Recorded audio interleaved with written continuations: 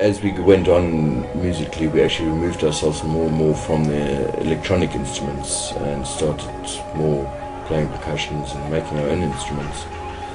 Going to a music shop actually meant going to a hardware store, so that we have the freedom of actually performing and adding to the beat, and because the rest could be done by computers just as good as we did.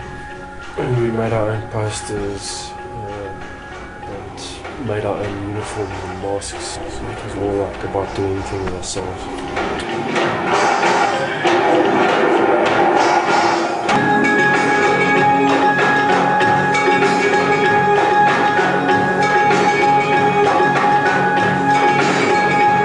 World music was only just starting to come out. It came to me in African music. It's just anything that isn't mainstream rock music.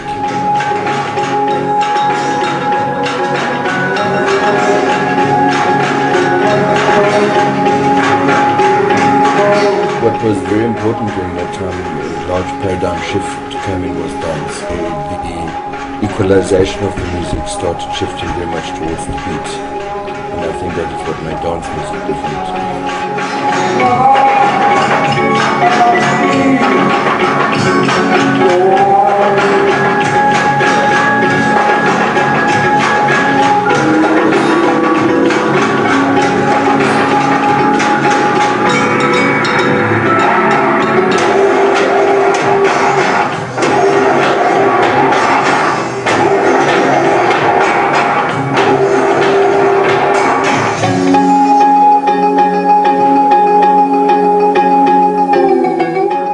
Started moving over to using sequences and so on. We started really pushing the beats, and then went and supported that by playing a lot of percussion.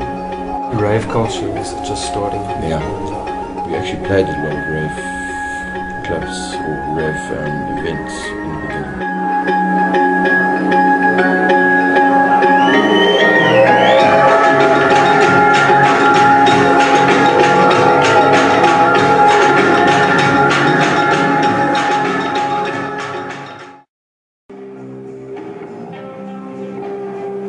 I think we were an important band because in retrospective it has actually come out that a lot of people have been influenced by Jimi Presley, unknown to us at the time.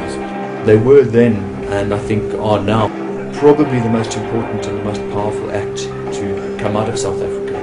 Perhaps an image which is retained by the fact that there aren't very many recordings and there's no professional, commercial memory. When we were approached by record companies, they offered us between 5 and 7%. And for us that was just not worth selling to the devil. It's both frustrating and disappointing in some respects that they didn't achieve commercial success. Which would we have done differently? I would have loved to have a record for years. They had a longevity which outlived what you expected from a band with the reputation that you heard. All you saw was on-stage charisma, it was on-stage magic.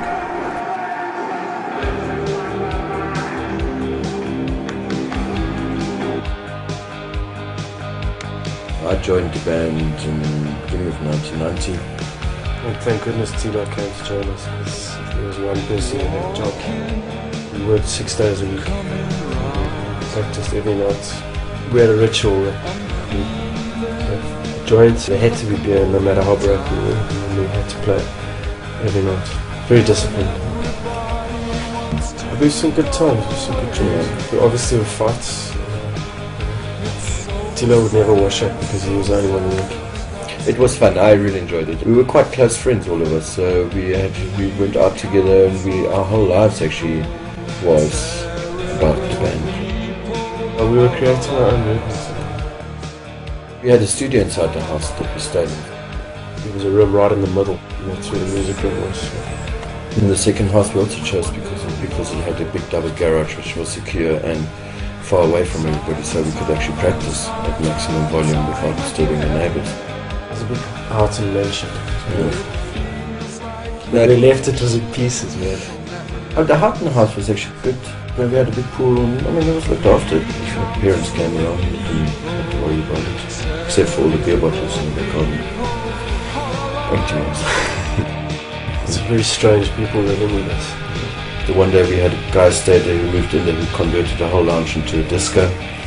It was like this little room under the stairs that was about as big as a cupboard. We had this whole life in there. We went out one night, we came back and there was this disco now. It was full on with the mirrors and everything. We had a disco now. We heard that the house was going to be condemned, so everybody stopped caring for it and nobody paid rent anymore. And the carpets were so filthy that when you walked on there, it actually made like a screeching noise.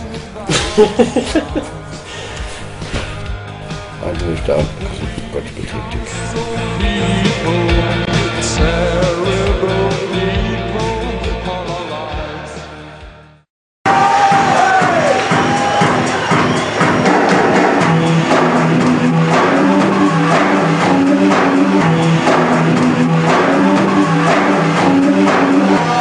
Yeah, one day we got severely assaulted in a house in Rosettenville.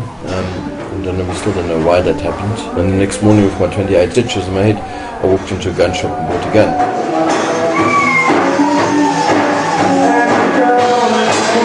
There was a few guns after a while. We used it on stage as well. With blanks? With blanks, yeah.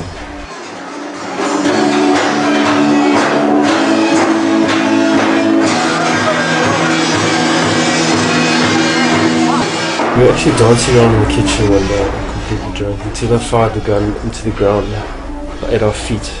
And pieces of bullet went in. One of them went into my eye. I was bleeding all over the place. Tila thought he blinded me. Yeah, we were not allowed to have guns actually.